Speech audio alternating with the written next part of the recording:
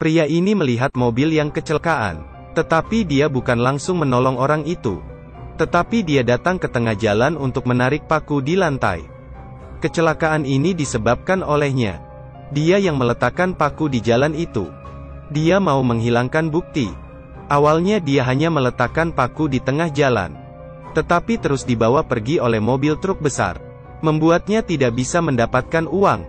Jadi dia membuat paku di lantai. Langsung memasukkan paku di jalan raya. Semua yang dikerjakannya ini demi uang. Karena dia satu-satunya bengkel mobil di sekitar sana. Semua mobil yang tertusuk oleh paku hanya bisa memperbaiki di tempatnya. Dengan ini dia mendapat untung. Pria ini bernama John. Awalnya dia juga pembisnis yang baik. Dia dan istrinya membuka bengkel mobil di desa. Karena di sekitarnya adalah jalan tol. Bisnisnya pun lumayan baik. Tetapi karena adanya pembangunan resor, mobil yang lewat pun menjadi berkurang. Hal ini membuat bengkelnya menjadi sepi. Hari itu saat mereka sedang makan, sebuah truk besar lewat, membuat debu berterbangan. Mereka sangat marah. John melemparkan mangkoknya. Dia pergi ingin memarahi mereka. John menyuruh truk mereka harus melewati jalan tol, bahkan membayar kerugian mereka. Tetapi mereka semua hanyalah pekerja. Tentu saja tidak ada yang setuju. John ingin mencari penanggung jawab, tetapi ditahan oleh pekerja. Tanpa sengaja dia menabrak putri bos. Bos sangat marah. Langsung melapor polisi. Polisi juga merasa John salah. Konstruksi mereka berjalan dengan normal. Prosedur dan datanya lengkap. Dan berkata John sengaja mencari masalah saja. Di saat perjalanan pulang John melihat ada sebuah mobil yang rusak. Karena sudah terbiasa dia pergi memeriksanya. Ternyata hanya beberapa katup yang rusak. Tetapi mobil ini sudah diperbaiki oleh bengkel sebelah. Pemilik mobil sangat marah mendengarkannya. Malam itu pemilik bengkel yang bernama Max datang mencari John. Dia datang dan memukul John. Bisnisnya sudah sangat parah. Sekarang masih saja dipukul. John menjadi putus asa. Untung saja hari itu ada sebuah bisnis di bengkelnya. Ban mobil tertusuk lembaran besi. Hanya hal biasa dan murah saja. Tetapi sudah lama dia tidak ada pemasukan. Jadi dibuka dengan harga tinggi. Pria itu merasa sangat mahal. Tetapi pacarnya terus memanggilnya. Akhirnya pemilik mobil hanya bisa membayarnya. Uang kali ini lebih banyak dibanding pendapatannya sebulan.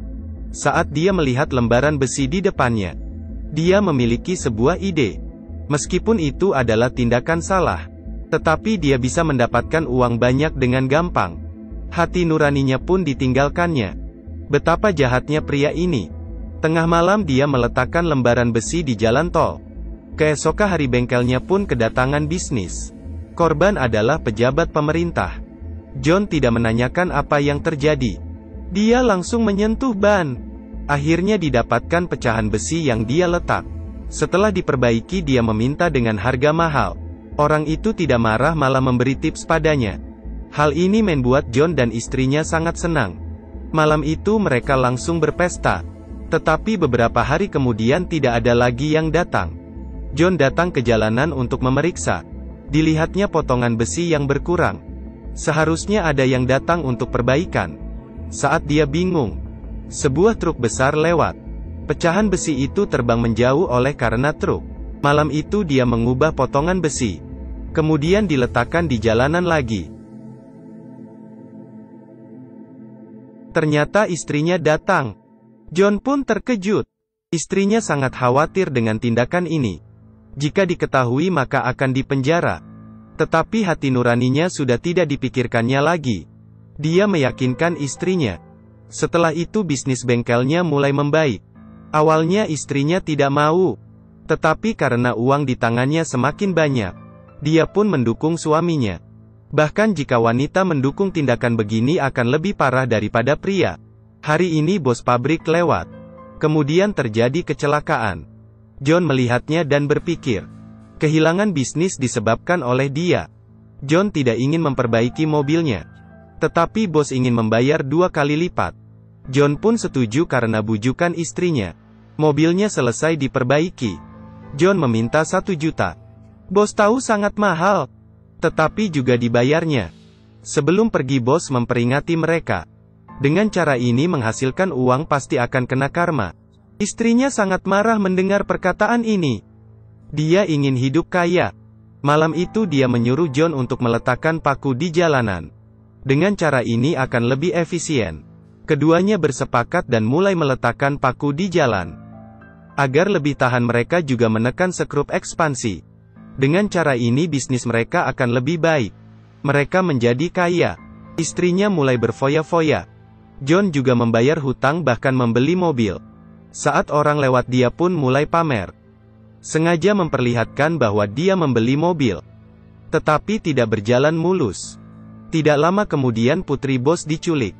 Polisi bertanya apakah ada yang dendam padanya. Atau pernah menyinggung orang lain. Bos hanya teringat John saja. Karena John pernah pergi ke area konstruksi mencari masalah. Bahkan kemarin baru saja menyuruhnya bayar mahal. John dibawa oleh polisi untuk interogasi. John pun ketakutan. Dia mengira masalah paku diketahui.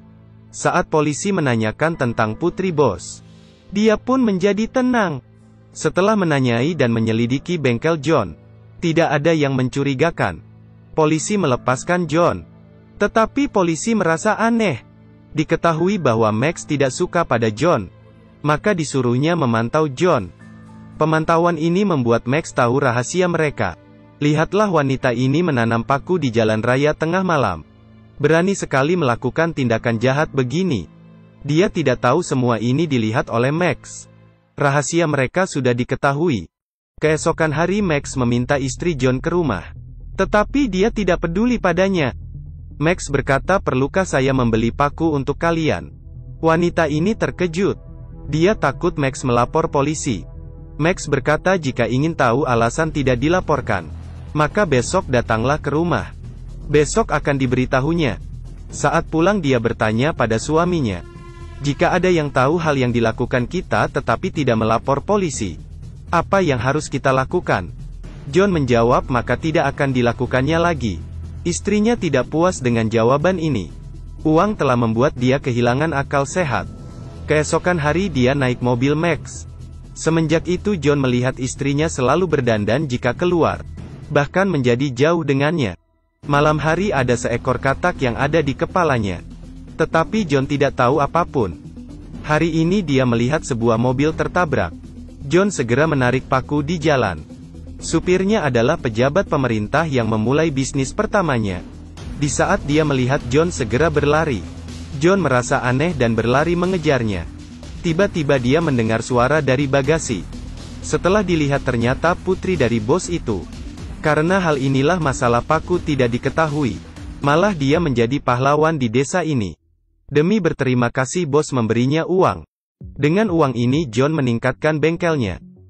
Bahkan membeli banyak ban mobil. Sampai hari ini John melihat ada korban jiwa karena paku yang ditanamnya. Hati nuraninya mulai goyah. Dia duduk diam di depan rumah sakit. Di saat ini Max juga sampai di rumah sakit. Karena korban adalah kerabatnya. Dia juga memarahi John. Menyuruhnya pulang ke rumah berbuat bisnis jahat lagi. John sadar bahwa semua ini sudah diketahui Max. Akhirnya dia mengerti pertanyaan istrinya kemarin. Bahkan kelakuan istrinya akhir-akhir ini. Bahkan mengerti kenapa Max tidak melaporkannya.